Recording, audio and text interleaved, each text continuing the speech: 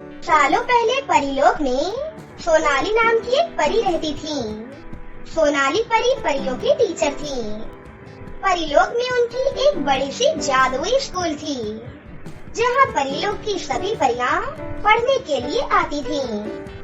एक दिन की बात है, सोनाली परी अपने स्कूल में सभी परियों को पढ़ा रही होती है कि तभी अनमोल परी सोनाली परी से कहती है, सोनाली मैम सुनिए, आज हम सभी परियां आपसे कुछ कहना चाहती हैं। सोनाली मैम, हम सभी हर रोज आपके स्कूल में पढ़ाई करने आती हैं और पढ़ाई करके वापस अपने महल में चली जाती हैं। लेकिन आज तक हम सभी कभी भी साथ में स्कूल से पिकनिक पर नहीं गए। इसीलिए सोनाली मैम, हम सभी आपसे विनती करती हैं कि इस बार आखिरी परीक्षा खत्म होने के बाद आप हम सभी को कहीं पिकनिक पर ले जाएं। Please Sonali ma'am. ऐसे ही बाकी परियां भी अनमोल परी की इस बात से सहमति जताते हुए सोनाली परी को पिकनिक पर ले जाने के लिए मनाती हैं। तभी सभी परियों की बात सुनकर सोनाली परी उनसे कहती है, अच्छा ठीक है, मैं तुम सभी की आखिरी परीक्षा लेने के बाद तुम सभी को पिकनिक पर ले जाऊंगी। लेकिन तुम सबको आखिर पिकनिक के लिए जाना कहाँ है, ये तो बताओ मुझे, तो फिर मैं उसकी अभी से तैयारी शुरू कर लूंगी। सोनाली परी की ये बात सुनकर आराध्या परी तो बहुत जोश में आकर उनसे कहती है, सुनिए सोनाली मैम, आप पिकनिक मनाने हम सभी को पृथ्वीलोक ले चलो।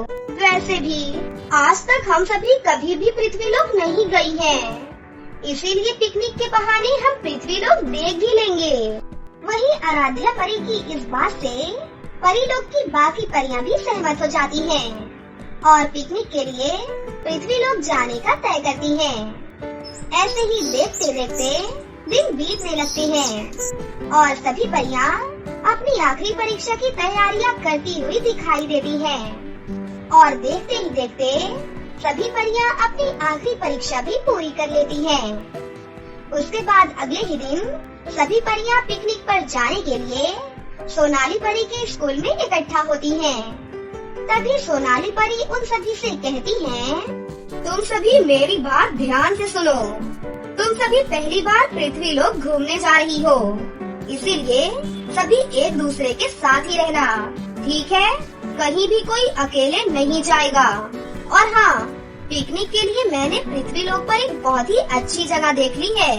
चलो, अब मैं तुम सभी को वहाँ ले जाती हूँ। इतना कहकर सोनाली परी सभी परियों को लेकर पृथ्वीलोक जाने के लिए निकल जाती हैं। कुछ ही घंटों में सभी पृथ्वीलोक पर किसी गांव में पहुँचती हैं। उसके बाद सोनाली परी सभी परियों को उस गांव के एक बहुत ही सुंदर बगीचे में ले जाती हैं। बगीचे में पहुंचकर तो सभी परियां बहुत ही खुश हो जाती हैं, क्योंकि उस बगीचे में बहुत सारे सुंदर सुंदर फूल थे और पिकनिक मनाने का ढेर सारा सामान भी, जिसे देखकर सभी परियां तो बहुत खुश हो जाती हैं और मस्ती मजाक करते हुए अपनी पिकनिक मनाने लगती हैं। वहीं उसी बगीचे के सामने गांव की एक मशहूर बहुत ही बड़ी स्कूल थी, जहां गांव के कई रईस बच्चे पढ़ने के लिए आते थे। वहीं उसी स्कूल के बाहर फटे पुराने कपड़े पहनकर मीरा नाम की एक लड़की खड़ी होती है, जिसे देखकर सोनाली परी और बाकी सभी परियां भी कुछ हैरान हो जाती हैं। सोनाली परी तो तुरंत ही उस लड़की के पास जाकर उससे कहती है, सुनो लड़की, तुम इस वक्त यहाँ ऐसे कपड़ों में क्या कर रही हो? अभी तो तुम्हें स्कूल में होना चाहिए था ना, तो फिर तुम स्कूल के बाहर क्यों खड़ी हो? वो भी ऐसी हालत में? क्या कुछ परेशानी है तुम्हें? मुझे बताओ, मैं तुम्हारी मदद जरूर करूँगी, क्योंकि मैं परियों की टीचर हूँ। सोनाली परी की ये बात सुनकर मीरा उनसे कहती है, क्या मदद करेंगी आप मेरी? आपकी तरह ऐसे कई लोग तो सिर्फ बोल कर ही चले जाते हैं, लेकिन आज तक ऐसा कोई भी नहीं आया जिसने हमारी मदद की हो।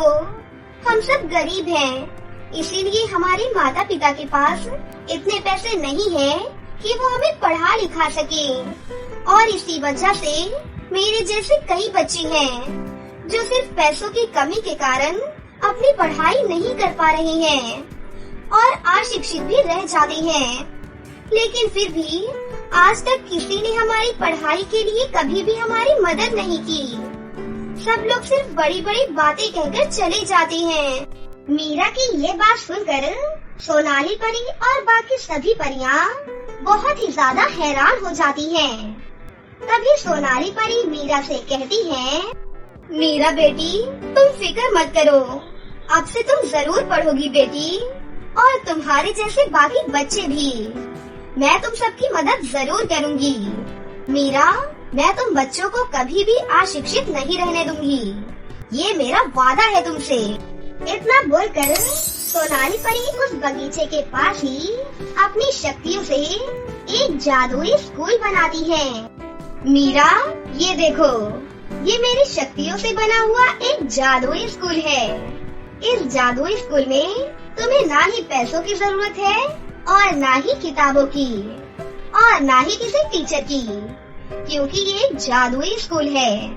मीरा, इसीलिए इसके अंदर तुम्हारी पढ़ाई के लिए तुम्हारी जरूरत की सारी चीजें मौजूद हैं। और हाँ मीरा, आज से तुम्हारे साथ साथ बाकी जितने भी बच्चे हैं जो पैसों की कमी के कारण पढ़ाई नहीं कर पा रहे हैं, वो सभी इस जादुई स्कूल में अब पढ़ाई कर सकेंगे और अपना हर सपना पूरा कर सकेंगे। मीरा तो सोनाली परी की ये बात सुनकर बहुत ही खुश हो जाती है और वो सोनाली परी का धन्यवाद भी करती है। उसके बाद मीरा और गांव के बाकी कई बच्चे सोनाली परी के उस जादुई स्कूल में अपनी पढ़ाई करने लगते हैं, जिसे देखकर सोनाली परी और बाकी सभी परियां भी बहुत ही ज्यादा खुश हो जाती हैं।